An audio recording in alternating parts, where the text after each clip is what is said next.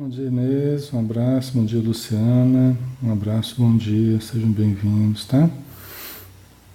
Todos que estão chegando aí, um grande abraço, tá? Bom dia, Tete. Já 8 horas, né, pessoal? Vamos começar? O pessoal vai chegando aí, né? Vamos fechar os nossos olhos e pedindo o auxílio aos espíritos amigos, criando um ambiente harmonioso, sereno, tranquilo, com o qual possamos trabalhar absorvendo as intuições, as energias, essa paz que os amigos espirituais nos trazem, para utilizarmos o discernimento e podermos então produzir nesta manhã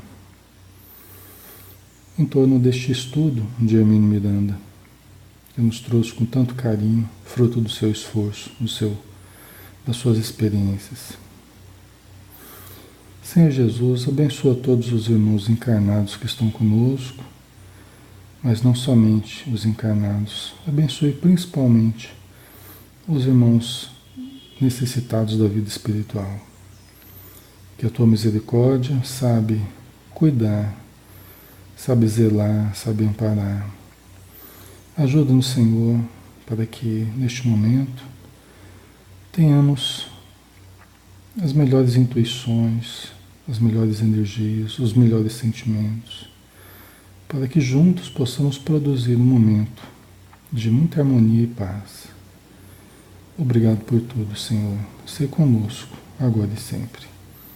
Que assim seja.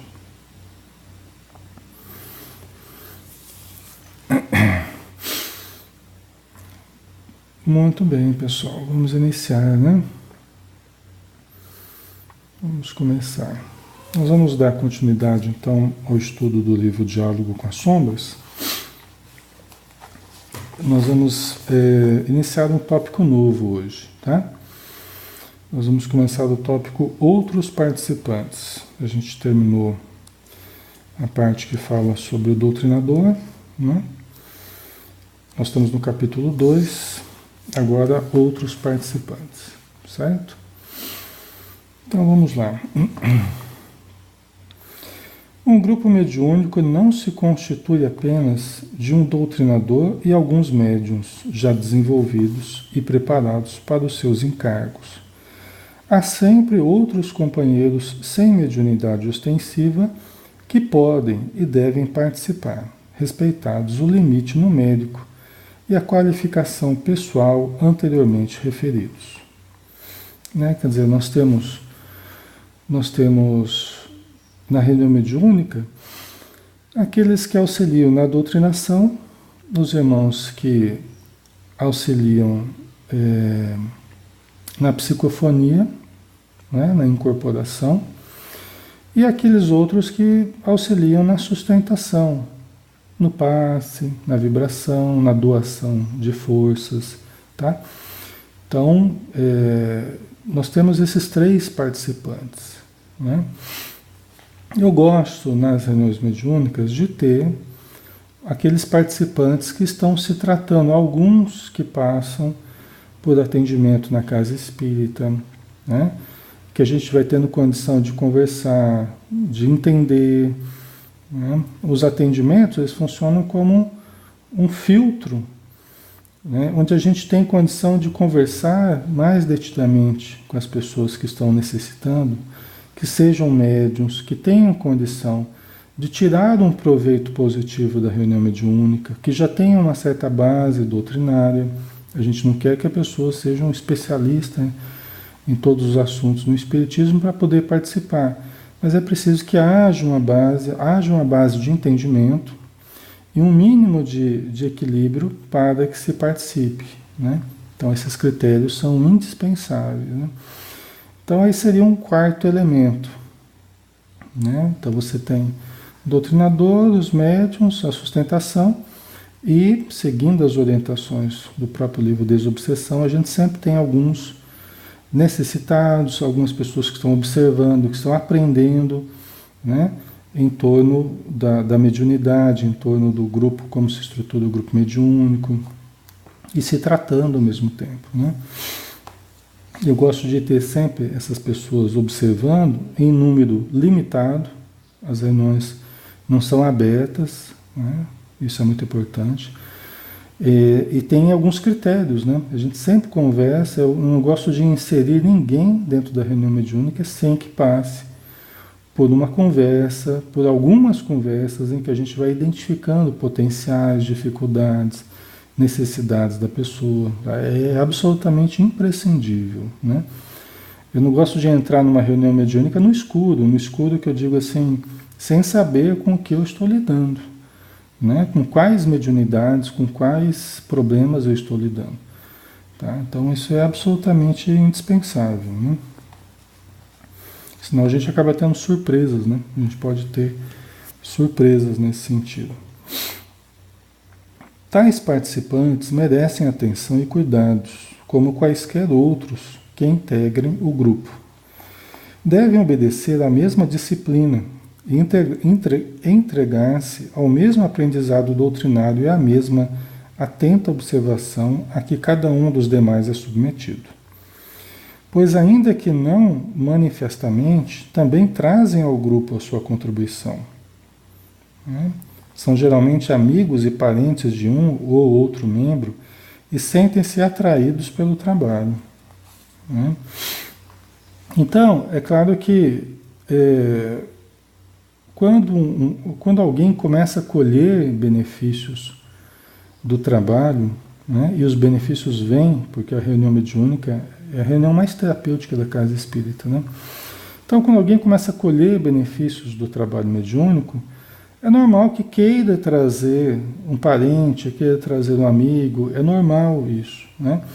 Só que aí nós temos que obedecer, né? E aí cada grupo acha um modo de trabalhar com essa situação. Eu prefiro, eu gosto de atender as pessoas primeiro, conversar alguns dias, funciona como um filtro, em que a gente já vai vendo as condições mediúnicas da pessoa, atendendo individualmente, a gente já vai vendo os medos, as inseguranças, né, os potenciais que a pessoa tem.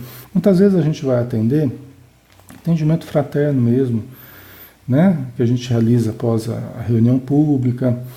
Muitas vezes a gente vai atender, a pessoa já incorpora, e não tem problema nenhum nisso. Estou eu e a pessoa incorpora.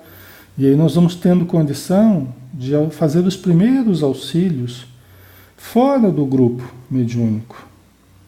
A gente vai tendo condição de fazer as primeiras orientações, né? Primeiro acompanhamento fora do grupo mediúnico.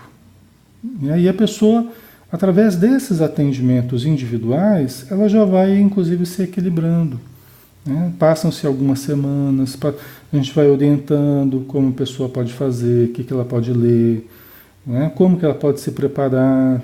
E no momento que nós julgarmos adequado, no momento que nós julgarmos mais interessante, a gente vai introduzindo ela para observar a reunião mediúnica. Ela já tem mediunidade, já está incorporando, né? E precisa trabalhar com a força mediúnica, mas tem a hora certa dela ser inserida no contexto mediúnico. Aí, pessoal, cortesias não são bem-vindas, tá? Fazermos cortesia com a reunião mediúnica é absolutamente inconveniente, tá? E só porque nós estamos participando da reunião mediúnica, nos sentirmos no direito de convidarmos outras pessoas para participar da reunião mediúnica, não.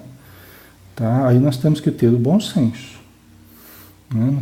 Mas eu participo de outra reunião mediúnica em outra casa, eu me sinto no direito de ir na reunião mediúnica de uma outra casa, sem perguntar para ninguém, sem pedir para ninguém. Não, isso é absolutamente inconveniente, né? Ou aceitar convites de pessoas que participem, mas que não têm poder de fazer convite nenhum para ninguém.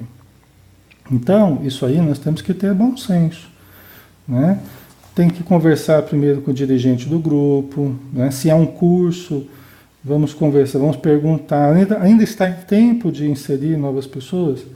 Não está em tempo? Então fica para a próxima, ou converse primeiro com o dirigente à parte, passe pelos atendimentos, tal, né? Para que aí, se for viável e oportuno, o dirigente possa inserir a pessoa quando ele achar melhor, né? Então a gente precisa ter esse bom senso, né? E precisa seguir esse procedimento, que é um procedimento de prudência, tá? Lógico que outras casas têm outros procedimentos, né? Tem outra maneira de lidar com as coisas, né? Essa é a maneira como nós lidamos, né? Então, as pessoas que vão, mesmo que elas não tenham mediunidade ostensiva, elas são bem-vindas quando passam por esses critérios, né? Quando passam por essa conversa, para a gente saber, inclusive, que ela não tem a mediunidade ostensiva. E essa informação também é importante. Quer dizer que ela não vai ajudar no contexto da reunião? Não.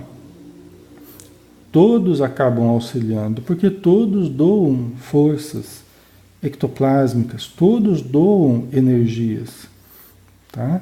Então, muitas vezes aquela pessoa que está ali quietinha, né, só acompanhando a reunião, só orando, só vibrando, muitas vezes é uma das pessoas que mais está doando forças para a reunião, tá? A gente vai sentindo isso ao longo do tempo.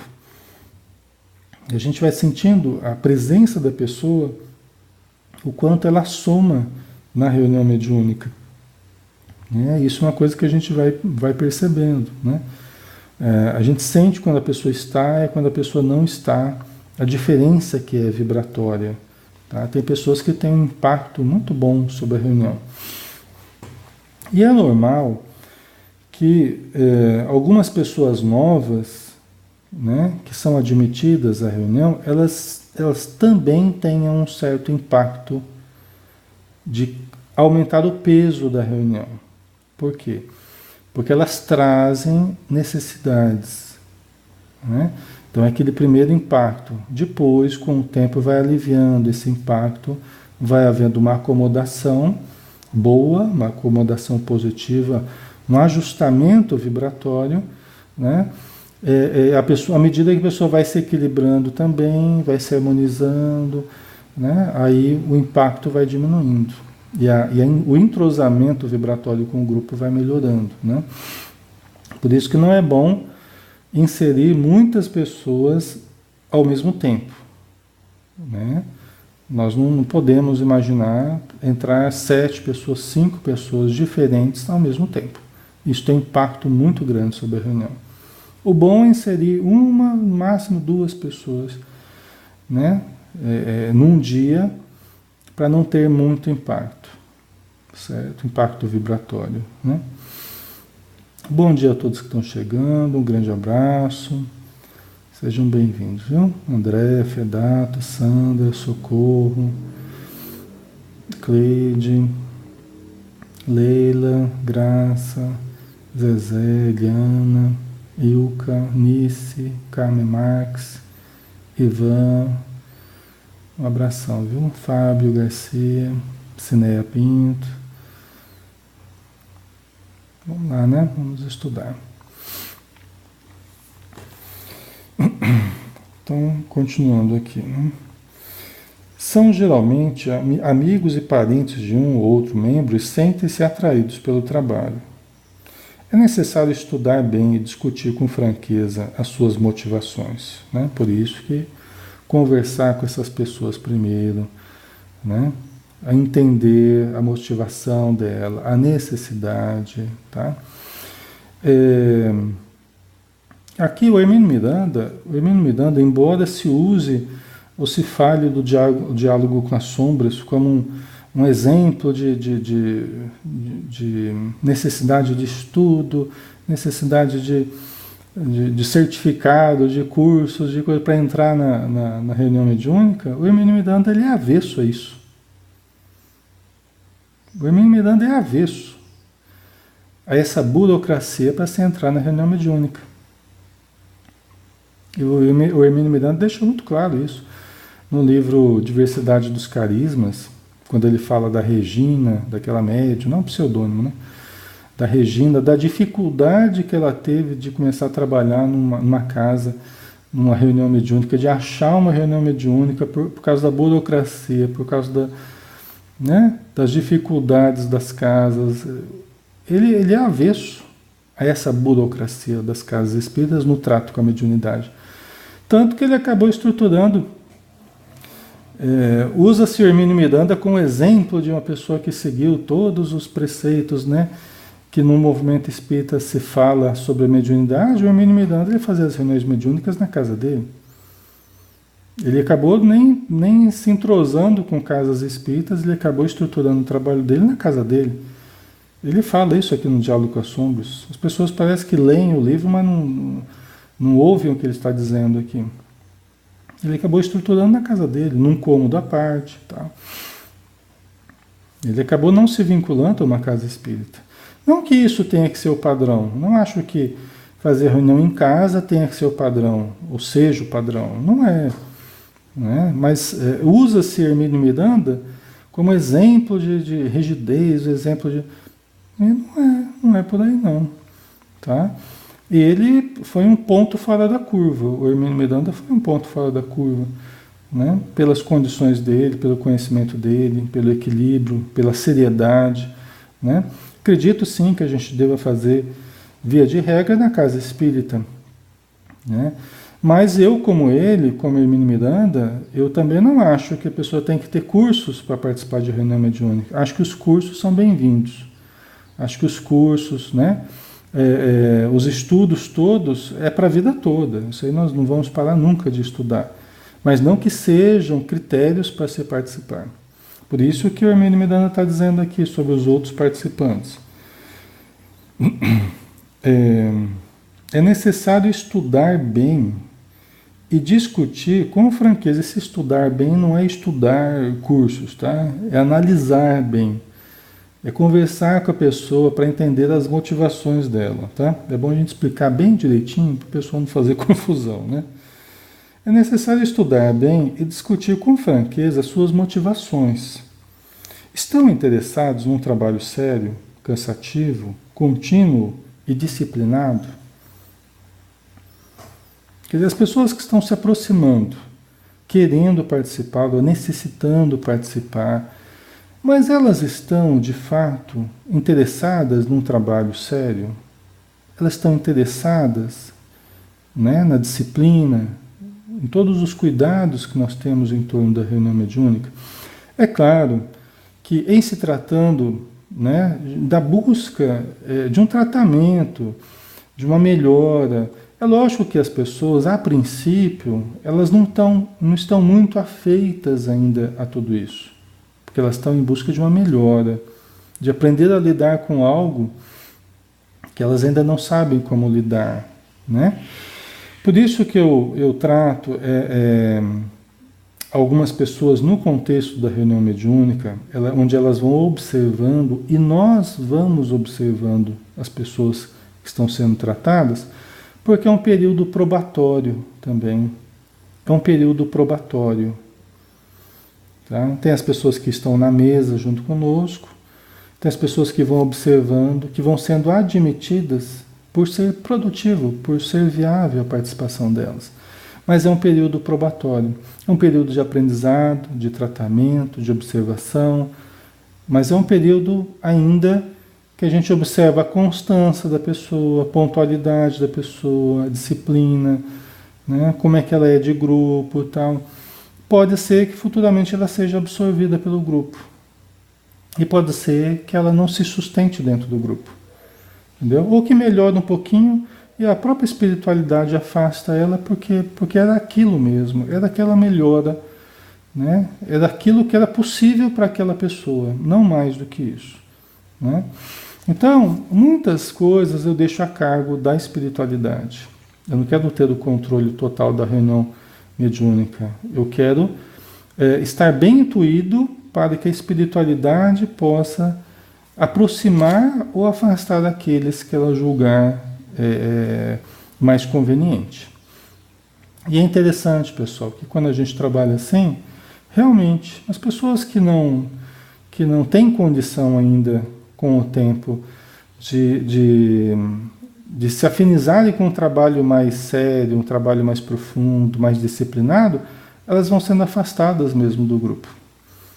Né? Elas não permanecem mesmo. Elas recebem um auxílio, elas recebem algo mais passageiro, às vezes atende uma entidade ou outra ligada à pessoa, e é mais fácil a gente atender com a pessoa presente em determinadas situações, até pelo nível de obsessão que está havendo. E depois a pessoa é desligada do grupo pela própria espiritualidade. Em alguns casos, sem que a gente precise falar nada. Né? Então, continuando aqui, né? Acham-se apenas impulsionados pela curiosidade passageira? Integram-se bem no grupo, mantendo boas relações de amizade com os demais componentes? Isso são coisas que só com o tempo a gente vai criando uma visão sobre as pessoas, né? A integração delas com o grupo, eu, por exemplo, eu não espero, e não dá para a gente querer que todas as pessoas que sejam inseridas no grupo já estejam totalmente harmonizadas com o grupo. Isso vai ocorrer com o tempo. Eu não preciso disso, não sinto essa necessidade.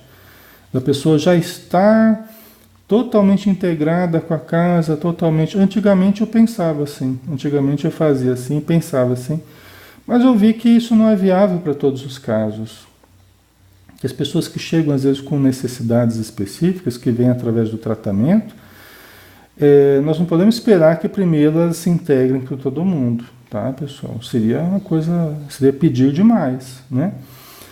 Ela vai participando e vai se integrando com o grupo.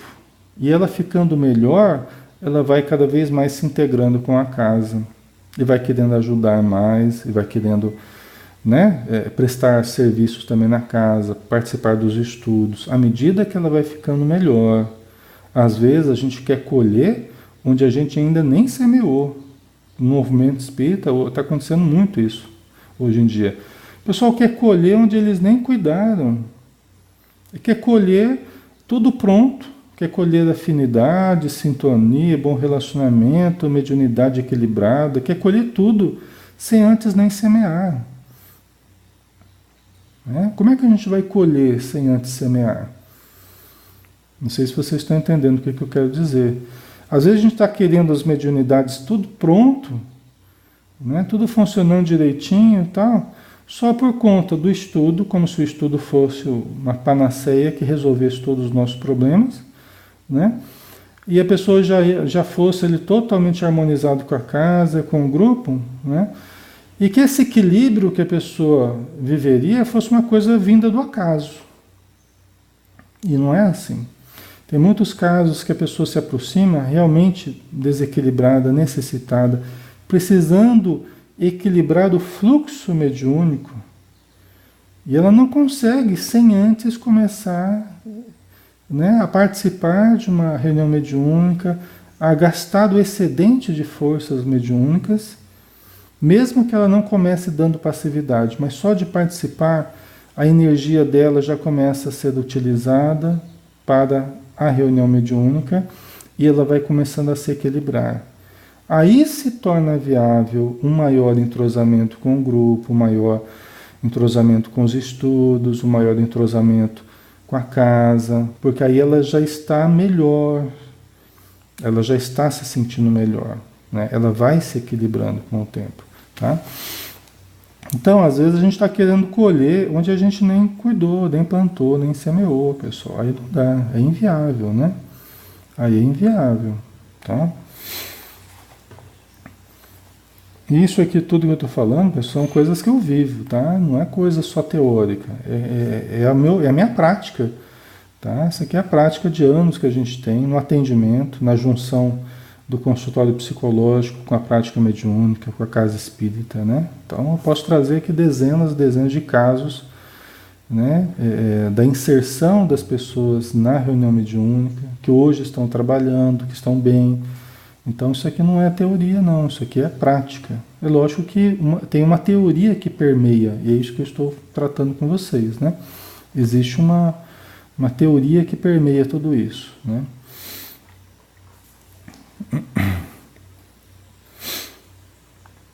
Aí continuando, né? Estarão dispostos a contentar-se com uma tarefa aparentemente inútil e apagada. Quer dizer, essas pessoas com as quais a gente vai entrando em contato, elas estão interessadas numa tarefa que é realizada ali no interior das casas, anonimamente, né?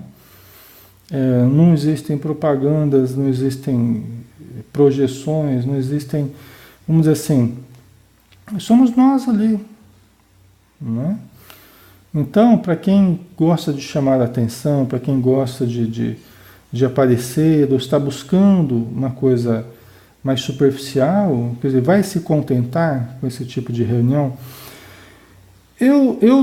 A princípio, talvez seja um pouco difícil a gente perceber todas as motivações das pessoas. Com o tempo, elas vão aparecendo. Com o tempo, elas vão aparecendo. E com o tempo, vai se definindo se elas vão conseguir ou não fazer esse trabalho rotineiro de reunião mediúnica, de socorro. Elas estão, de fato, interessadas em socorrer? Então, se elas estiverem, o tempo vai demonstrar. Se não estiverem, também vai demonstrar, né? Então a gente não precisa ficar muito preocupado com isso, né? Que o tempo vai demonstrar a condição que a pessoa tenha, né? Então a gente não precisa ficar muito preocupado, a pessoa tenha ou não de permanecer na reunião mediúnica, né? O trabalho nos grupos de desobsessão não oferece atrativos àqueles que não estejam preparados para a dedicação, sem escolher funções e sem buscar posições de relevo. Não apresenta, ademais, fenomenologia espetacular para distrair aqueles que buscam, nos fatos mediúnicos, apenas a manifestação mais dramática, como as de efeitos físicos, materializações, transportes, levitação e outras, nem comunicações de espíritos luminosos ou célebres. Então aqui das motivações das pessoas, né? A pessoa pode querer participar de reunião mediúnica para ver fenômenos que ela acha que na reunião mediúnica, no imaginário dela, ela criou essa ideia de que na reunião mediúnica vai ter materialização, ela vai ver espírito, ela vai ouvir espírito, né? Falando assim, fenômeno de voz direta, né? Ou vai conversar com um parente dela desencarnado, assim. É só ir na reunião mediúnica que vai encontrar o parente desencarnado. Então, quando a gente conversa com as pessoas de uma forma antecipada, né, tem muitas desse imaginário, muito desse imaginário, a gente já vai reformulando. A gente tem condição, a gente tem tempo hábil para ir reformulando, né? E ela pode ter necessidade mesmo de ir na reunião mediúnica, pode ser bom para ela, mas ela traz ainda um imaginário que o contato com a reunião mediúnica não será aquilo que ela estava esperando. Tem algumas coisas que você já pode prever e falar para ela. Tá? Olha, os espíritos vão conversar através dos médiuns, a voz é a voz do médium. Não é a voz do espírito. O pensamento é do espírito, mas a voz é do médium. Olha, não vá com a expectativa muito grande que você vai conversar com um parente seu, porque isso é muito difícil de acontecer. No contexto de uma reunião mediúnica voltada para o auxílio, voltada para a caridade, para o socorro aos necessitados, é muito difícil, né? Desse ou daquele encontrar a possibilidade de falar com um familiar. Isso aumenta a probabilidade se você fica anos participando da reunião mediúnica. Aí aumenta um pouco a probabilidade. Eu não posso falar que eu tive algumas oportunidades de falar com um ou outro conhecido, um ou outro parente ao longo do tempo. Mas talvez não dê os dedos da mão. De uma mão, tá?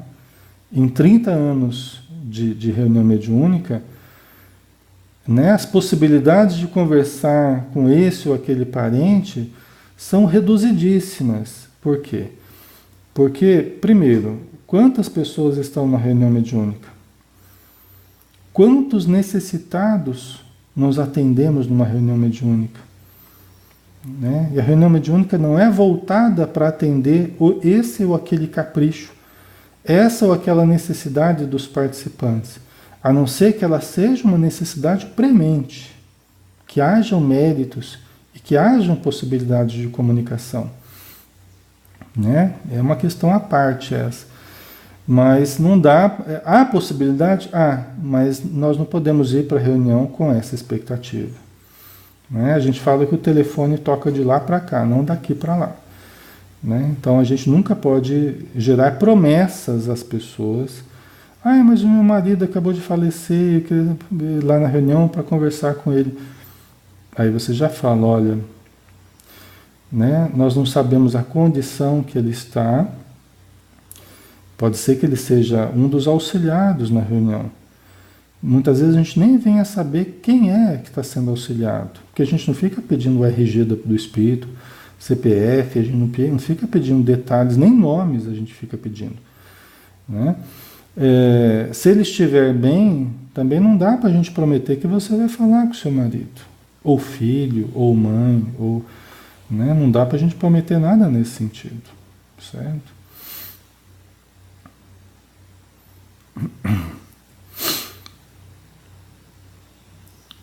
O Verlane colocou, Alexandre, mas por que é tão difícil se comunicar com parentes? Tipo, uma família me pediu para tentar falar com o filho assassinado, porque os pais idosos sofrendo muito e queriam uma palavra para tranquilizá-los.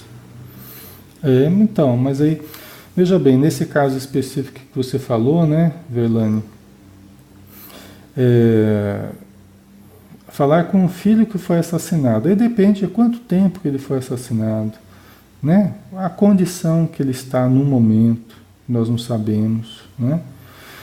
Então, quando, por exemplo, os pais têm méritos para isso e realmente se constitui uma necessidade que a espiritualidade quer sanar, muitas vezes pode acontecer até que você sabendo, você recebendo esse pedido dos familiares, você preocupado com essa pessoa, até você consiga perceber.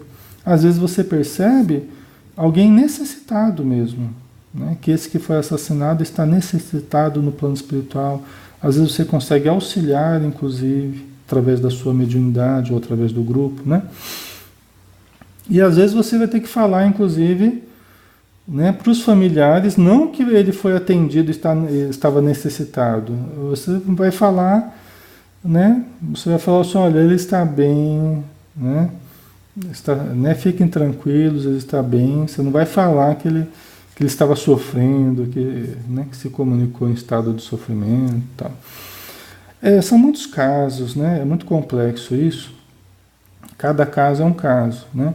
Agora, a dificuldade, em geral, de se falar com parentes, né, ou pessoas específicas que a gente quer falar, é que a nossa visão aqui na matéria é diferente da visão dos espíritos superiores. Eles analisam a conveniência de trazer ou não trazer certo espírito para falar conosco. Eles é que analisam a conveniência ou a inconveniência. E a gente só quer o que é a nossa vontade, né? A gente só quer sanar a nossa vontade, mas eles analisam a conveniência. E outra, o processo de comunicação mediúnica não é um processo tão simples. Às vezes, para determinado espírito conseguir ser percebido por nós, às vezes é complicado, viu, pessoal? A falta de afinidade, às vezes, minha com determinado espírito dificulta muito eu percebê-lo. Não são todos os espíritos que se aproximam do nosso grupo que conseguem ser percebidos pelo grupo. Tem vários fatores que interferem, tá? Então a coisa não é tão mecânica assim, como se o espírito pegasse um telefone e falasse ali com o pessoal do grupo. Não é bem assim, tá? Há que se preparar o campo para isso. Às vezes tem que se preparar durante meses ou até anos para conseguir que haja as condições para uma comunicação produtiva, vamos dizer assim, tá?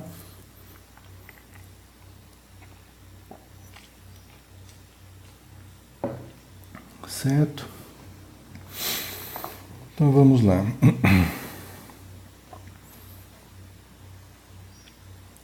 Continuando aqui.